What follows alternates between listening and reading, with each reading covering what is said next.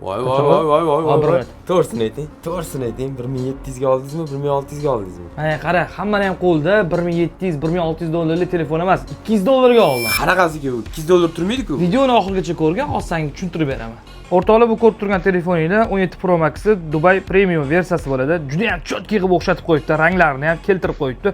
Korpuslari matvi, kamera joylariga bitta ahamiyat berasizlar. Hamma joylarini cho'tki qilib o'xshatib qo'yibdi. Menyularni ko'rsatib o'tamiz. Ko'rib turganingizda shu iPhone'dagi iOS tizimiga o'xshagan bo'ladi menyulari, lekin tizimi Androidda ishlaydi. Ko'rib turibsizlar, hamma narsasi shu iPhone'dagi ko'rinishda bo'ladi. Lekin aytib o'tamiz, Android sistemida ishlaydi, Play Marketlari bo'ladi. Xohlagan narsalarni bemalol Play Marketdan Telegram, Instagram va boshqa sotsaytlarni ko'chirib olsanglar bo'ladi.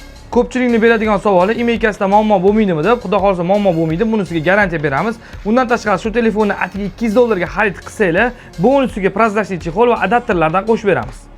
O'rtoqlar, agarda o'zingizlar aytib qo'ymasanglar, uncha odam farqli olmas ekan, lekin biz bitta farqini sezdik, kamerasiga kiramiz.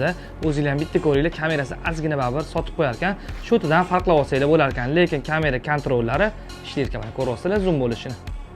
200 dollarlik telefonimiz agarda sizlarda qiziqish uyg'otgan bo'lsa, bemalol bizga murojaat qilishingiz mumkin. O'zbekiston viloyatlariga va shahar ichida dastavkalarimiz bor.